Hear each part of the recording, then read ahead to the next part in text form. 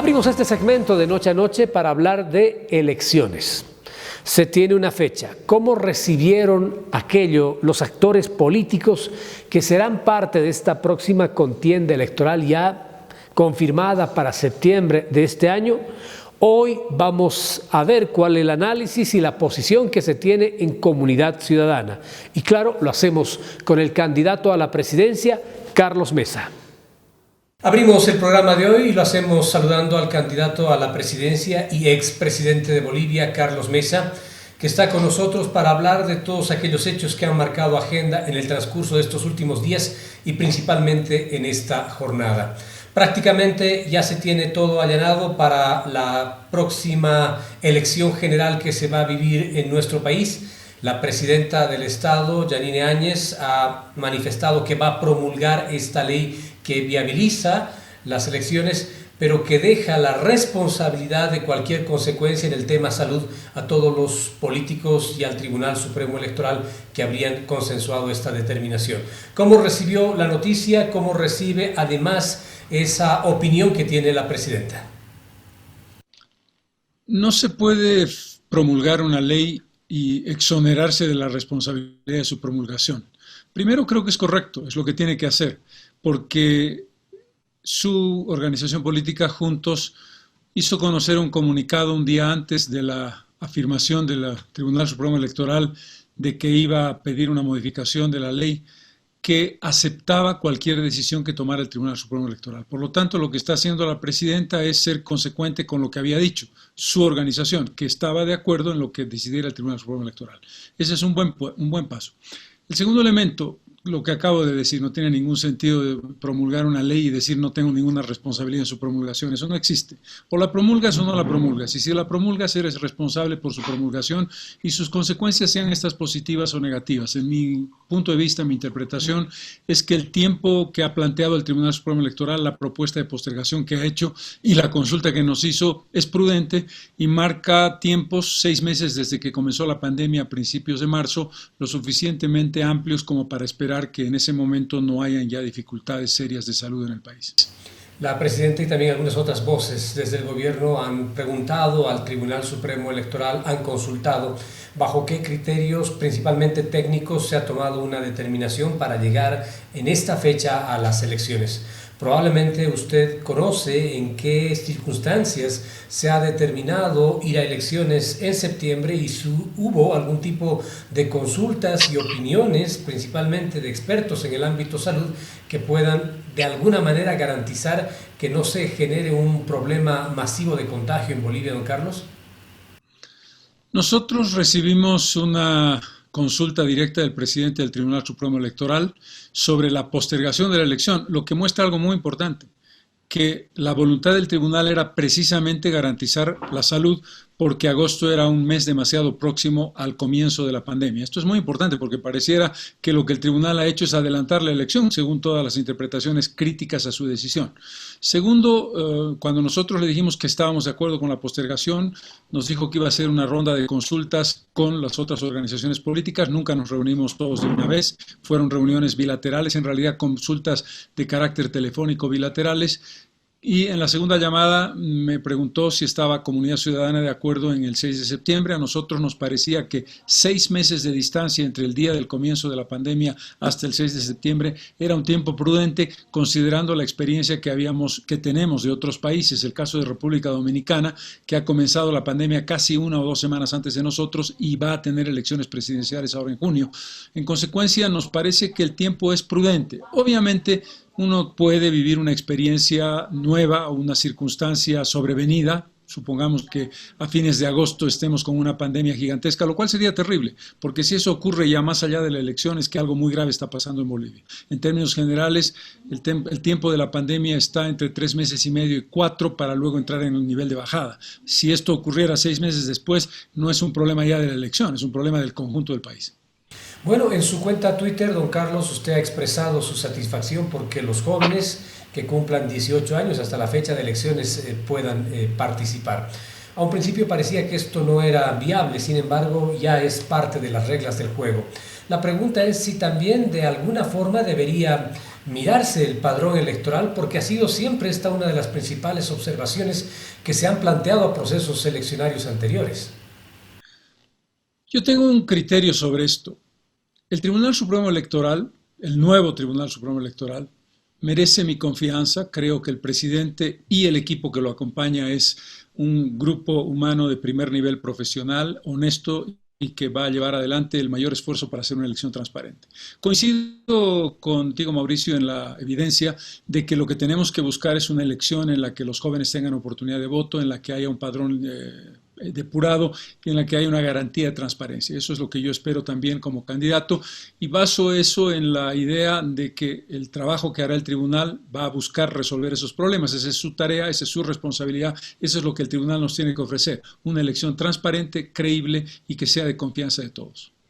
Para llevar a elecciones que nos brinden confianza, algún momento algunos entendidos en materia electoral planteaban también la urgencia de revisar el tema de las circunscripciones. ¿Aquello es posible o a estas alturas prácticamente no se podría, don Carlos? Entiendo que desde el punto de vista del calendario electoral, si tú haces una modificación de las circunscripciones uninominales, lo que planteas es que tienes que hacer una nueva candidatura, tienes que hacer una nueva lista de candidatas y candidatos porque las circunscripciones son distintas y tendrían una circunscripción geográfica con variantes. En ese contexto se modificaría el calendario y sería imposible llevar adelante la elección el 6 de septiembre. Sobre ese contexto entiendo que eso no es posible. Bueno, ahora lo cierto es que ya los partidos comienzan a mirar, algunos con más agrado que otros, el proceso eleccionario que se viene. ¿Cómo ve usted este clima preelectoral que ha dejado ya esta noticia oficial en Bolivia? Aquí hay un concepto que me parece fundamental, Mauricio. ¿Cuál es el concepto? La elección no es un capricho de los políticos, ni es el gusto o disgusto, o qué bien que me viene la posibilidad de ser presidente. Quien está en una actividad como la que yo tengo en este momento como candidato, busca ser un servidor público, pero quiero ir sobre el punto. La elección es una necesidad constitucional y una necesidad democrática imprescindible para el funcionamiento de cualquier sociedad organizada del mundo. Y en el caso de Bolivia tenemos pendiente un proceso electoral por culpa del gigantesco fraude llevado a cabo por Evo Morales el día 20 de octubre del 2019. En consecuencia, no tiene que ver con gustos o disgustos, tiene que ver con la construcción y recuperación del orden democrático constitucional. Estamos viviendo un paréntesis, producto de lo que ya acabo de mencionar. Estamos viviendo un gobierno de transición. Otro detalle, no es un gobierno de transición de la señora Yanine Áñez, es un gobierno de transición de la señora Yanine Áñez y de la Asamblea Legislativa Plurinacional que ha prolongado durante varios meses después de enero 22 el control, el dominio político del MAS que sigue manejando el poder legislativo cuando ya no le corresponde.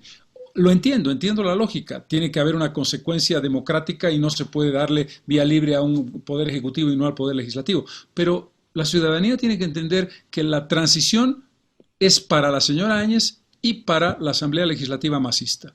Y finalmente, insistir en ello. Constitucionalmente el país necesita volver a la normalidad. Estamos en un paréntesis que tiene que terminar. Bueno, me parece importante hacer énfasis en esto de la transición, don Carlos Mesa. ¿Qué puede y qué no puede hacer un gobierno de transición en Bolivia? ¿Qué puede y no puede hacer una asamblea de transición en el país? ¿Y cómo ve muchas de las decisiones y acciones que se están tomando en este momento desde ambas instancias? Lo elemental y lo básico, la administración del día a día. Sería una tontería decir que el gobierno no puede llevar adelante acciones que estén vinculadas a temas, desafíos que aparecen en el día a día del gobierno. Eso es evidente. Pero dicho esto, hay un mandato muy claro. Hay un solo encargo que tiene el gobierno de transición, uno solo, ni uno más ni uno menos, que se llama administrar el proceso electoral desde el punto de vista de la organización, realización y transmisión del mando al gobierno electo democrática y limpiamente. Obviamente, en el camino ha sobrevenido, hablábamos del día a día, un encargo que no estaba previsto, pero que es obvio que tiene que enfrentar el gobierno, que tiene que ver con el coronavirus. Por lo tanto, lo que tiene que ver con la elección Y lo que tiene que ver con la lucha contra el coronavirus es parte de la responsabilidad del gobierno y del poder legislativo. Pero lo que no puede hacer, el ejemplo más obvio, el que ha tomado la decisión la presidenta hace unos días, es ampliar, reducir, cambiar, modificar en la dirección que sea y con la intención que sea el poder ejecutivo. No tiene ninguna potestad el gobierno de transición para reducir los ministerios o aumentarlos o cambiarlos o modificar su estructura interna en términos de lo que significa un organigrama. Eso no es parte de su mandato. Y ese mandato está claramente delimitado en la Declaración 001-2020 del Tribunal Constitucional, cuando prolonga el mandato desde el 22 de enero a hoy del Poder Legislativo y del Poder Ejecutivo. ¿Quiere decir, don Carlos, en este caso concreto, que el gobierno estaría equivocándose a riesgo de estar cometiendo acciones irregulares? Sin ninguna duda, sin ninguna duda. Aquí tenemos que entender que la democracia, la base de la democracia es el voto popular. La legitimidad te la da el voto, no te la da ninguna otra circunstancia. Es obvio que el fraude que perpetró Evo Morales nos generó un vacío de poder. Y ese vacío de poder se llenó correctamente. No hay observación alguna, en mi opinión, en el nombramiento de quien era entonces la segunda vicepresidenta de la Cámara de Senadores, que era la primera autoridad después del vacío que quedó tras la salida de Morales, que intencionalmente hizo renunciar al vicepresidente, presidente del Senado, presidente de diputados y primer vicepresidente del Senado, para dejarnos en un vacío, para generar una crisis de Estado. Por lo tanto, la no elección, el nombramiento de la señora Áñez es correcto. Pero ese nombramiento es transitorio con un solo objetivo, el objetivo de volver a la normalidad democrática. Ahora, se viene el tiempo de campaña, don Carlos, y muchos se preguntan cómo van a hacer campaña en tiempos de pandemia. Primero, recordar que estamos enfrentando una doble realidad muy complicada. La herencia terrible del movimiento al socialismo y su gigantesco fraude de salud que nos inventó la idea de que éramos capaces como país de responder a un sistema universal de salud. No solamente que no fuimos capaces, no nosotros, sino el sistema en sí mismo tan mal organizado y tan mal invertido por el MAS, sino que nos vimos ante la evidencia de una gran debilidad para enfrentar el coronavirus. Y segundo, la mala gestión, después de la buena decisión de la cuarentena y de los bonos del gobierno de la presidenta Áñez, que marca 70 días de desperdicio de tiempo, de falta de iniciativa, de falta de coordinación y de acción estructurada para enfrentar adecuadamente al coronavirus. Estos dos elementos, que son de alguna manera una forma de fraude, nos plantean una primera responsabilidad. La responsabilidad de nuestra preocupación de hoy, y mucho más en estos días en que la curva de contagios es muy alta, para no mezclar el tema electoral. Yo lo que trato de hacer cuando hago una crítica, la estoy haciendo ahora, es una propuesta. Nuestra primera obligación es tener una mirada de Estado más allá de la elección. Segundo, la campaña electoral va a tener condiciones distintas. No vamos a poder hacer visitas como hacíamos, el puerta a puerta, el contacto directo con la gente, grandes manifestaciones o reuniones que puedan poner en riesgo la salud. Tendremos que trabajar más con redes sociales y tendremos que trabajar con una propuesta muy importante. La crisis post-coronavirus, el día después, lo hemos planteado el 12 de abril pasado en un documento, es el desafío mayor que tiene un candidato. ¿Cómo vemos el futuro? Cuando los organismos internacionales nos dicen que podemos tener una caída del 6% del Producto Interno Bruto. Eso significa caída económica, significa problemas sociales, significa pobreza y significa hambre. No por otra razón que por el coronavirus. La vamos a vivir nosotros, Chile, Argentina, Perú, Brasil, todos los países de América del Sur. Ese resultado y esa respuesta la estamos dando a partir de nuestro propio programa modificado de propuesta de candidatura. Don Carlos Mesa, las redes sociales funcionan muy bien y usted ya está muy metido en ese mundo que ha logrado conectarnos a todos, no solamente dentro del país, sino también fuera. Pero preocupa saber cómo se va a llegar a aquellos que no tienen acceso al Internet, que no tienen acceso a las redes sociales, que viven en sectores rurales, donde evidentemente también muchas veces se ha manifestado la preocupación de que puedan estar siendo manipulados por algún proyecto dirigencial o algún proyecto político. ¿Cómo se llega allá? Bueno, esta es una pregunta de fondo. Tú sabes que la ley electoral establece un límite de tiempo en el que un periodo de tiempo, para decirlo mejor, en el que no se puede hacer publicidad a través de medios de comunicación, a través de radio, a través de televisión, a través de medios impresos, que sea propaganda política directa. Y ahí tenemos una desventaja que lamentablemente el gobierno está aprovechando, siguiendo los pasos del expresidente Morales. En este caso, en el caso del presidente Morales, era el tema de la Chiquitania, el incendio de la Chiquitania. ¿Recuerdas esos spots en los que aparecía Morales vestido de azul con un apagafuegos indicando como si él estuviera combatiendo el fuego de la Chiquitania? Eso era propaganda política con la excusa de que estabas haciendo una información sobre el tema de la Chiquitania. Ahora estamos viviendo algo parecido. La presidenta Áñez aparece con una gran frecuencia con, por ejemplo, spots en los que explica a la gente cómo cómo cobrar su bono en un determinado banco. ¿Necesita aparecer la presidenta para explicarle a la gente cómo se cobra un bono? Eso no se puede hacer a través de un spot neutro, no. Obviamente hay una intención electoral.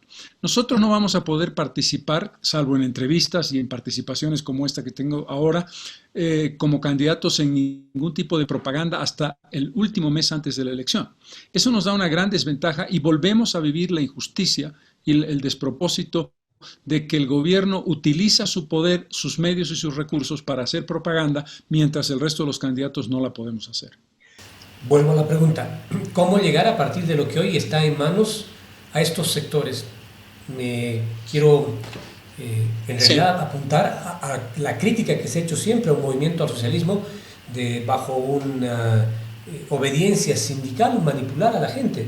Ahí se requiere también llegar y brindar información y mostrarle qué es lo que un candidato y un partido quiere del país. ¿Cómo se va a hacer esto? Sin ninguna duda, tú tienes toda la razón del mundo y tenemos solamente un camino, uno parcial, lo acabas de decir, no suficiente, los medios vinculados a las redes sociales.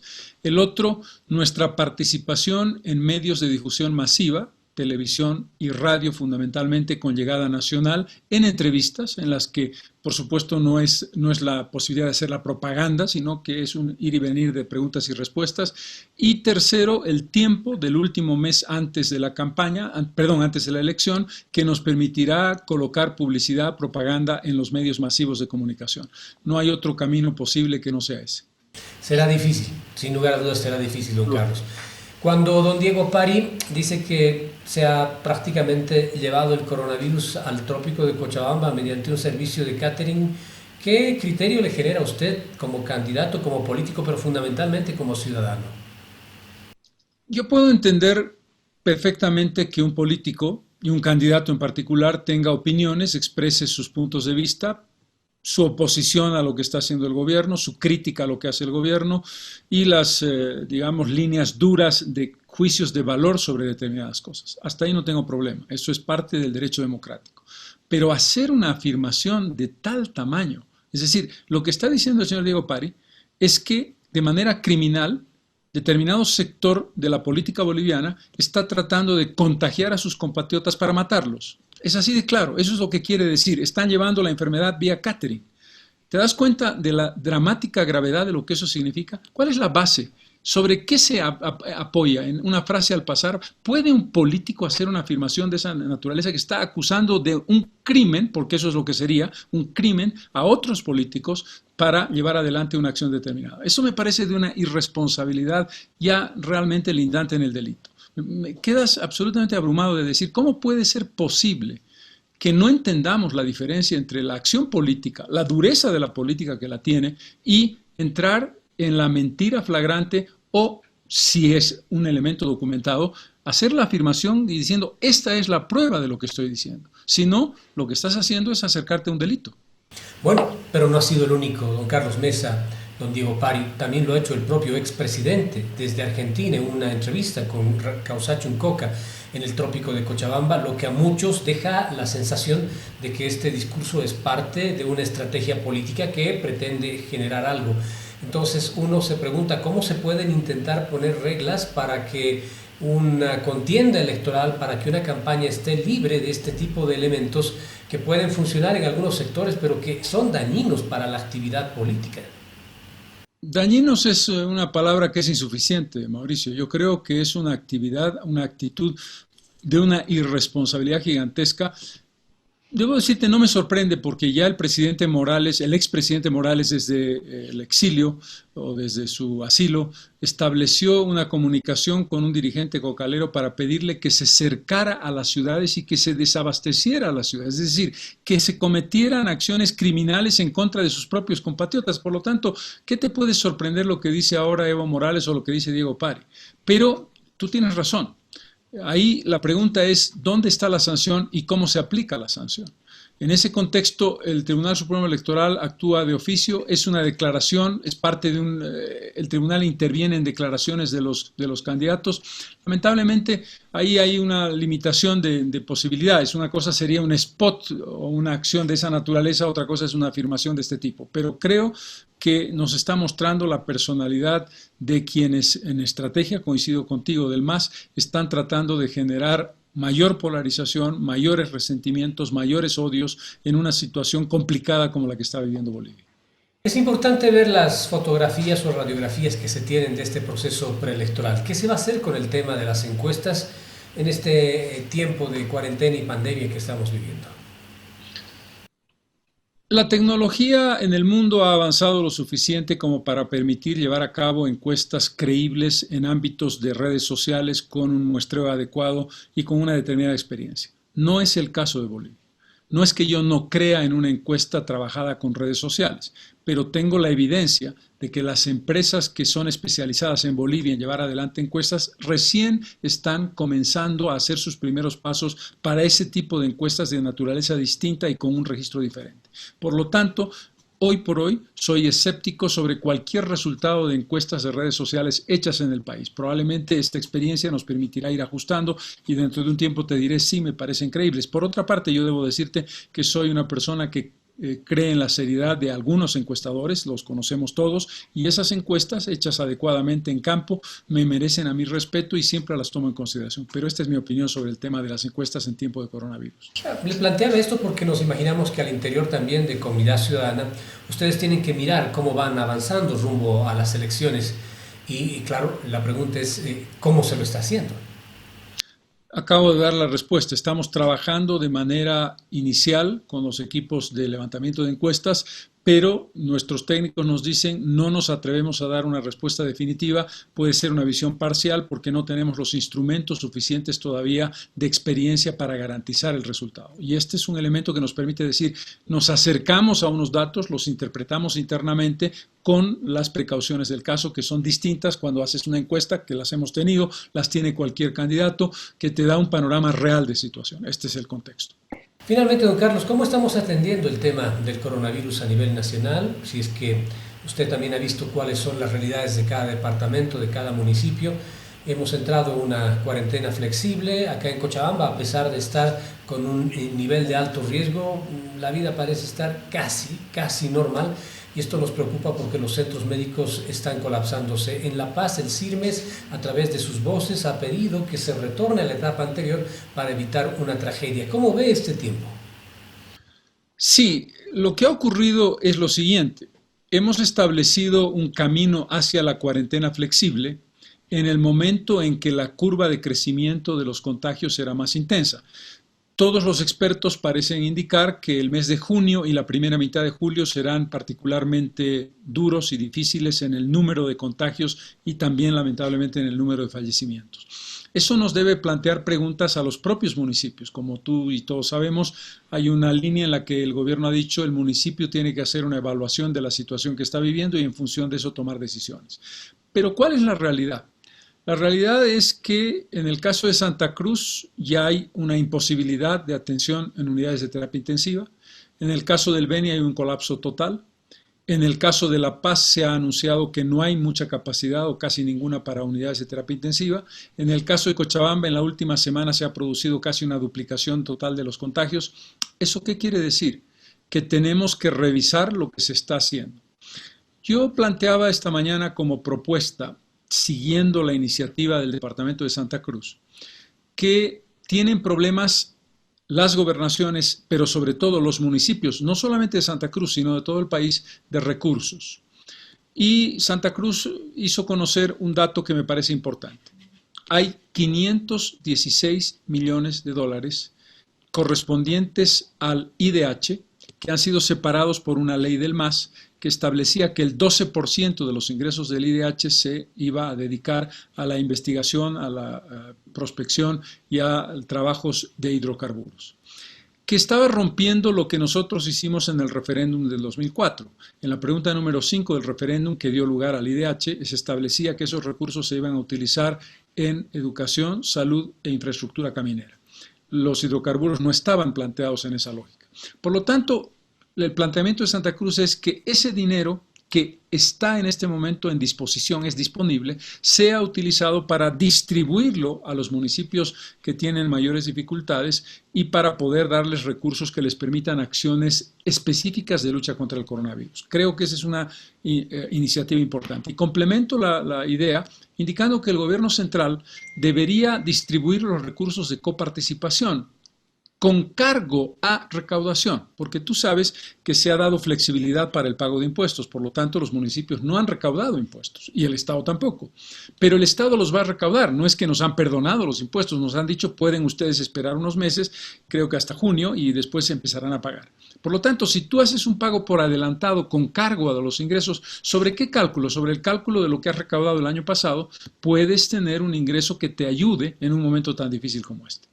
Finalmente, don Carlos, no puedo dejar de lado esta pregunta. En Cochabamba se ha asumido una huelga de hambre de alcaldes y concejales que le piden al gobierno desembolse recursos. El gobierno ha mostrado papeles y les ha dicho, ahí está el dinero, tienen que gastarlo. ¿Cómo ve usted estas pugnas a partir de los elementos y sustentos que presentan unos y otros? Eso es exactamente el análisis que acabo de hacer.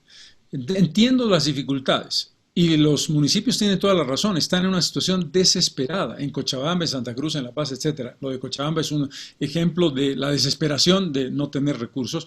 Creemos que una forma de paliar esa necesidad es no decir, ahí están los recursos, eso es lo que hay, porque entonces no encuentras una solución. Por eso apelaba a esos 516 millones que estaban separados para hidrocarburos y a un pago a cuenta de sobre los ingresos que en un determinado momento los municipios van a recibir. Creo que esas son respuestas que no son el 100% de la solución, pero que te dan un impulso importante y un apoyo importante para los momentos más críticos que estás enfrentando. O sea que no veo un componente político también aquí, asumiendo que en Cochabamba casi la totalidad de quienes están en huelga de hambre son de un partido político al frente del gobierno. Sí, lo entiendo perfectamente. Quiero creer que no. Espero, sobre todo de la lógica del gobierno, que no existe una actitud de esa naturaleza, porque eso sería también una cosa lindante en la irresponsabilidad médica seria. Aquí no puedes, cuando está el país enfrentando una pandemia nacional, preguntarle al alcalde qué color de partido es, o qué color de partido tiene, a quién representa, por quién votará, o qué daño te ha hecho cuando tú estabas haciendo política. Eso no es razonable. La política tiene unos límites que son unos límites éticos y muy particularmente en situaciones de crisis. Aquí yo no haría distingo alguno entre un alcalde del MAS, un alcalde de Creemos, o un alcalde de Juntos, o un alcalde de Comunidad Ciudadana. Si los hubiera, estoy haciendo simplemente un ejemplo. Fundamentalmente creo que la respuesta tiene que estar vinculada a nuestra responsabilidad solidaria como bolivianos, independientemente de nuestro credo político. Gracias, don Carlos. Muy gentil por haber aceptado todo este tiempo para conversar con nosotros en Noche a Noche acá en Cochabamba. Muy gentil. No, por el contrario, el agradecido soy yo. Muchas gracias, Mauricio.